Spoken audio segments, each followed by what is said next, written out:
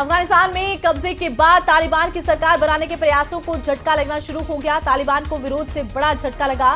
स्थानीय news agency के मुताबिक स्थानीय विरोधी गुटों ने तालिबान के कब्जे से बागलान प्रांत के 3 जिलों को आजाद करा लिया। इससे अफगानिस्तान में सरकार बनाने के तालिबान के प्रयासों को बड़ा झटका।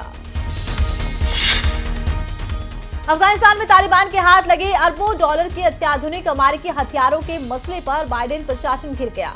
कई विपक्षी रिपब्लिकन शासकों ने सरकार से इस लापरवाही के लिए जिम्मेदारी तय करने की मांग की है।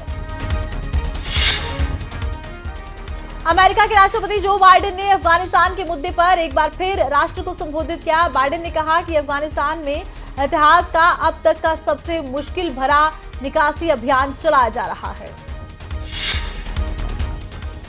ब्रिटेन के प्रधानमंत्री बोरिस जॉनसन ने कहा कि अगर जरूरत पड़ी तो वो तालिबान के साथ भी काम करने को तैयार है। बोरिस जॉनसन ने कहा कि मैं लोगों को आश्वस्त करना चाहता हूं कि अफगानिस्तान के हालात का हल तलाशने के लिए हम राजनयिक प्रयास कर रहे हैं। इसके लिए अगर जरूरत पड़ी तो तालिबान के साथ काम भी करेंगे। अफगानिस्तान की स्थिति को लेकर भारत के विदेश मंत्री एस जयशंकर अचानक कतर पहुंचे।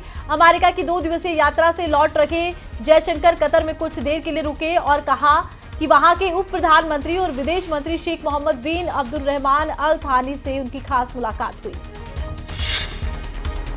कांग्रेस अध्यक्ष सोनिया गांधी ने विपक्षी दलों के नेताओं के साथ वर्चुअल मीटिंग की। हालांकि इस बैठक में आम आदमी पार्टी, सपा और बसपा की तरफ से कोई शामिल नहीं हुआ। सोनिया गांधी ने विपक्षी दलों से एकजुट होने का आह्वान किया।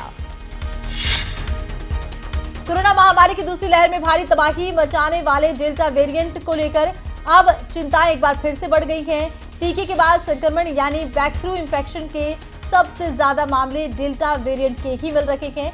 अभी भी हर दिन संक्रमण के 30,000 से ज्यादा नए केस मिल रहे हैं। इनमें भी ज्यादातर मामले डेल्टा वेरिएंट के हैं।